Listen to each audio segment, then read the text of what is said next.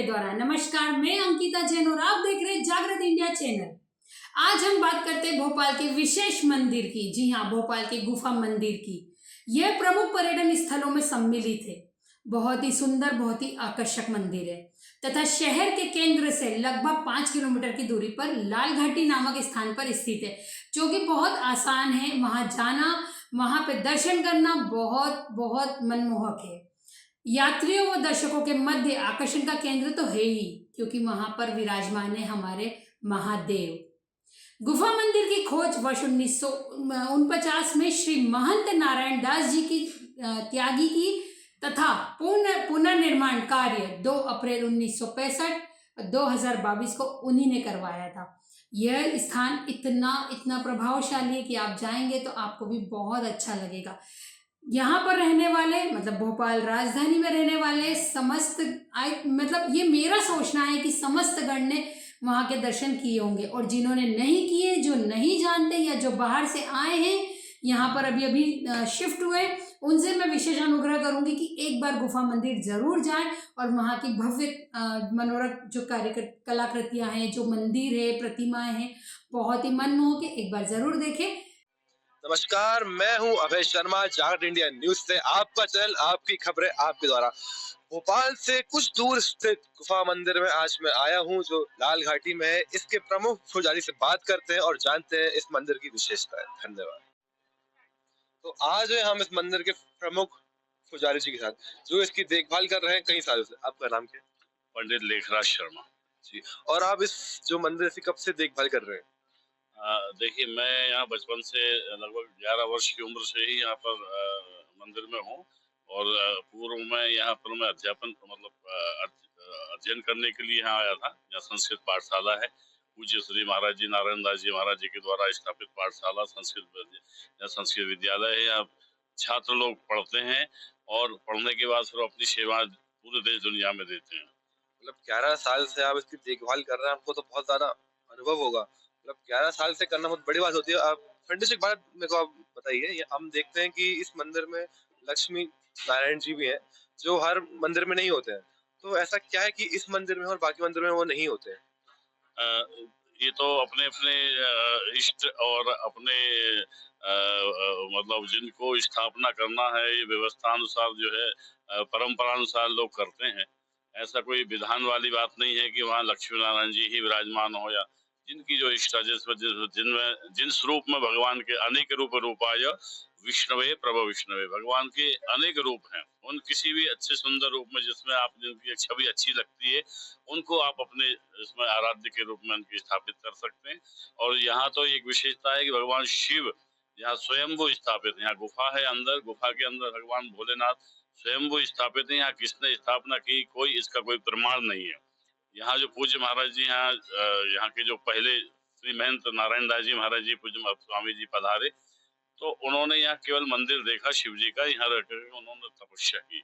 उस समय घनघोर जंगल था, यहाँ जानवर भी रहते थे बड़े बड़े, लेकिन वो रह करके अपनी केवल बेलपत्र पान करते थे। भगवान को चढ़ा करके बेलपत्र का ही जो है सेवन करते थे, और इसी का जो कुंड का जल है उसी का सेवन करते थे। इसी से जो है उनकी जीविका मतलब भगवान की कृपा से सब चलती थी। ये बड़ा रोचक बात हमें मालूम पड़ी कि ये जो यहाँ पे भगवान शंकर जी हैं, वो विराजमान कैसे हुए, ये कोई को नहीं पता। और जो यहाँ के पंडित जी थे, वो बेलपत्र खा के उन्होंने अपना जीवन निकाला। तो पंडित जी, मतलब इसकी स्थापना कब हुई, इसका कोई भी प्रमाण यहाँ पे नहीं है। हाँ, ये शिव मंदिर की जो जिसका नाम गुफा मंदिर है, क्योंकि गुफा के अंदर शिवलिंग स्थापित है, भगवान शिव भोलेनाथ स्थापित हैं। तो वो उनकी स्थापना अब राजा भोज का शहर है, ये नगर है, तो उस समय में हो सकता है किसी के द्वारा स्थापना हुई होगी, लेकिन यहाँ ऐसा कोई प्रमाण नहीं है इसका। तो अगर ये कहा जाए कि ये बहुत पौराणिक मंदिर है, तो उसमें कुछ भी दोहराई नहीं होगी। नहीं नहीं, है पौराणिक है। अब आज के समय में हम खुद ही मतलब लोग जो हमारे सामने जो देखते आए हैं, वो भी कहते हैं कि हमको यहाँ मंदिर शिव जी का ऐसे ही मिला। मतलब जो भी था ऐसे ही मिला। अब शिवलिंग के बाद और किस देवता की स्थापना यहाँ की गई जो आपको ज्ञात है? शिवलिंग स्थापित थे, ये तो निश्चित था। उसके बाद भगवान श्री राम दरबार की जो है स्थापना हुई, वो मेरे जन्म से पूर्व में हुई। बड़े पहले जो यहाँ के स्वामी जी रहे, उन्होंने स्थापना की, और लगभग ये 1950-52 के आसपास की बात होगी। और महाराज जी का शरीर छूटा है 1971 या 72 में से कुछ है। और उनके बाद फिर श्री महंत नरहरिदास जी महाराज जी स्वामी जी यहाँ के महंत बने। वो उनका भी शरीर जो है 1996 में पूरा हुआ। और उसके बाद श्री महंत चंद्रमा दास जी महाराज जी यहाँ के श्री महंत बने, वो व्यवस्थापक बने, और उनका भी शरीर 2021 में पूरा हुआ। और वर्तमान में महामंडलेश्वर महंत श्री राम प्रवेश दास जी महाराज जी के उनके आश्रम में यहाँ आश्रम का गतिविधि चलती है, भगवान की सेवा चलती है, पूज्य महाराज जी के निर्देशन में चलती है। जैसे कि हम देख रहे हैं कि ऊपर ये गुफा मंदिर है। जब मैं ऊपर आ रहा था तो मैंने देखा कि नीचे भी एक मंदिर है। तो ये दोनों मंदिर एक ही है या वो अलग है, ये अलग है? नहीं, एक ही मंदिर है। ये सब आश्रम एक ही है, श्री रामानंद आश्रम गुफा मंदिर के नाम से जाना जाता है। और नीचे श्री हनुमान जी महाराज विराजमान हैं, उनके दर्शन करके श्री राम जी के दर्शन करने की परंपरा है। ऐसे इसलिए पहले महाराज जी ने वहाँ स्थापना कराई थी, और उसके बाद देवी जी की भी हुई, गणेश जी की भी हुई स्थापना। और लक्ष्मी नारायण भगवान जी यहाँ गुफा में विराजमान है, इनकी स्थापना 2012 या 13 की कुछ समथिंग में हुई जी। तो ये लक्ष्मी नारायण भगवान जी विराजमान है, लड्डू गोपाल जी विराजमान है, आप दर्शन करेंगे आगे चल, उनकी भी स्थापना हुई। तो धीरे धीरे सब बढ़ते गई, क्रम बढ़ता गया। तो मैं आपका ज्यादा समय लूंगा नहीं, बस एक और चीज पूछना चाहूंगा। जैसे अभी कलयुग चल रहा है, तो भक्त ऐसा क्या करें जिससे वो वैकुंठ धाम की ओर प्रस्थान करें मृत्यु के बाद? तुलसी बाबा ने एक बहुत सरल शब्दों में एक बहुत अच्छी चौपाई का उन्होंने निर्माण किया, लिखा है ना? कि कलयुग केवल नाम आधारा, सुमर सुमर नर उतरहि पारा। भगवान के नाम का स्मरण करते हुए ही हम अपने जीवन के लक्ष्य को प्राप्त कर सकते हैं, मोक्ष को प्राप्त कर सकते हैं। कि भगवान राम के नाम में ही की महिमा में ही इतना प्रताप है। धन्यवाद पंडित जी। आइए देखते हैं इस मंदिर की विशेषताएं। जैसे कि आप देख रहे हैं कि यहाँ जाना तो अभी शायद वर्जित है क्योंकि नीचे शायद पानी है, बट एक समय होगा जब नीचे जाना भी होगा, सब जाते होंगे। अगर आप यहाँ देख पा रहे हैं तो नीचे एक शिवलिंग है जो अभी पूरा पानी से ग्रसित है। यहाँ पे मान्यता है कि ये जो पानी है ये कहाँ से आता है, कहाँ से जाता है, किसी को कुछ पता नहीं, बस ये पानी आता है। और ये भी कहा जाता है कि मई जून के महीने में ये पानी यहाँ नहीं होता। बट अगर आप अच्छे से देख पा रहे हैं तो ये जो गुफा में ये कोई भी रॉक कटर से काटा नहीं गया है, ना ही किसी मशीन से ये ऐसा शेप दिया गया है।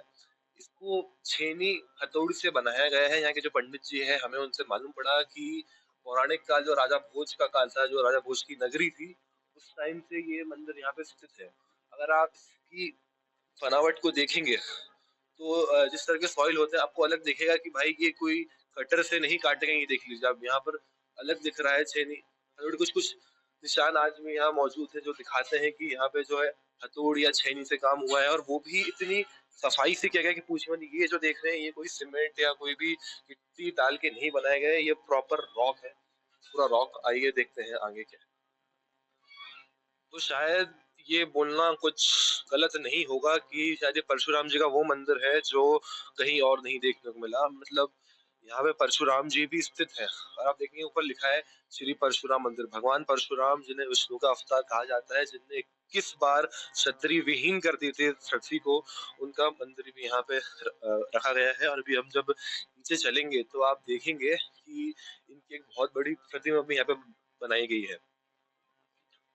जैसे हम गुफा मंदिर में आगे बढ़ रहे हैं, चीजें हमें मिलती जा रही हैं एक से एक। ये जो आप देख रहे हैं कि राधा कृष्ण की इतनी प्यारी प्रतिमा, तो इसको नहीं बोलेंगे, ये नक्काशी का एक स्वरूप है जो बनाया गया है राधा रानी और हमारे श्याम सुंदर कृष्ण के स्वरूप में। और थोड़े अपन आगे आते हैं तो यहाँ गणेश जी की भी एक नक्काशी आपको देखने को मिलती है, जहाँ पे उनका मंत्र भी लिखा है, वक्रतुंडे महाकाय सूर्यकोटि। और पर एक चीज जो है वो बड़ी दुखी करती है देख के कि जो हमारी युवा पीढ़ी है उसको इसका बिल्कुल भी बोध नहीं कि यहाँ कैसे क्या रहना चाहिए। आप देख रहे हैं यहाँ कुछ भी आके वो लिखते जा रहे हैं, रिया अनवर क्या है ये। मतलब मेरी विशेष गुजारिश रहेगी हमारे जो युवा है ये ना कीजिए। ये बिल्कुल हमारे कई लोगों के सेंटिमेंट से चीजें जुड़ी होती हैं, तो ये ना करिए। ये आप ही की धरोहर है, आप ही के भगवान है, ये करके आप इन्हीं को दूषित करते हैं। इस मंदिर में जैसे जैसे हम आगे जा रहे हैं। दिखाने को बहुत कुछ है पर समय हमारे पास कुछ ही है, तो आइए आगे बढ़ते हैं। तो जिस महानुभव ने इस मंदिर की स्थापना की थी, ये उन दोनों की प्रतिमाएं हैं। थोड़ा जब हम आगे बढ़ते हैं तो यहाँ पे नक्काशी का सिलसिला खत्म नहीं होता, उल्टा बढ़ जाता है। हम यहाँ देखते हैं बजरंगबली, श्री शिरोमणि, श्री राम भक्त, महाबली हनुमान जी का मंदिर है। यहाँ पे मंदिर नहीं, नक्काशी है। यहाँ भी अगर आप देखें, थोड़ा सा नोटिस करें तो वही छेनी, हथौड़ा, वही शार्पनेस जो बोलते हैं, नुकीलापन आपको दिखेगा ऊपर। जब आप थोड़ा देखेंगे तो जिस तरीके से इसकी गुम्बद बनाई गई है, जिस तरीके से गोलाई बनाई गई है, जिन लोगों को नहीं पता मैं बता दूं गुम्बद बनाने का मेन रीजन क्या होता है। गुम्बद हर मंदिर में इसलिए होती है कि वो मंदिर की श्रेष्ठता और ऊंचाई दिखाती है। इसमें दो गोले हैं, मतलब ये 200 साल पुराना है। लोग सोचेंगे गोले डिजाइन भी होता है, बट ऐसा नहीं होता है। एक गोला 100 साल, दो गोले 200 साल, तीन गोले 300 साल। तो जो आगे ऐसा त्रिकोण बना हुआ है, ट्रायंगल ट्रायंगल जो बना हुआ है, इसको बोलते हैं आधा 50 साल, मतलब 250 साल पुरानी नक्काशी है। ऐसे पहले बताया जाता है कि कैसे बनाया जाता था। और जो ये स्क्वायर काटे जाते हैं, इनके वे मतलब होता है, ये बताया जाता है या तो स्क्वायर कटते हैं या फिर गोल कटते हैं। स्क्वायर कटने का मतलब ये होता है कि किसी पुरुष ने बनाया है, और गोल कटने का मतलब ये होता है कि किसी महिला ने बनाया है। ऑब्वियसली उस टाइम बहुत ज्यादा था पुरुष महिला, तो ये पुरुष ने बनाया हुआ। और एक सबसे आकर्षक चीज इसमें मेरे को दिख रही है, वो है ये दिया यहीं पे बना है। दिया इसमें लगता है, ये बाहर अंदर जा रहे हैं, दिया लगता है, रोज दिया यहीं पे होता है। कितने इंटेलिजेंट लोग थे, उन्होंने दिया तो भी यहीं बनाया और प्रॉपर दिया के स्वरूप में बनाया। दिया की लौ दी है, दिया का जो दिया है वो दिया है।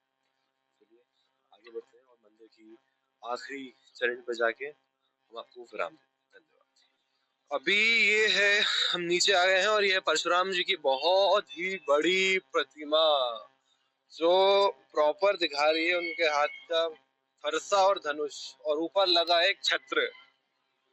वैसे छत्र की कोई जरूरत थी नहीं। अब अगर इनके बारे में जितना व्याख्यान किया जाए उतना ज्यादा मुश्किल है। विष्णु के अवतार थे। जो फरसा है, इनको शंकर जी से मिला था जब उनने उनकी 4 युगों तक तपस्या की थी।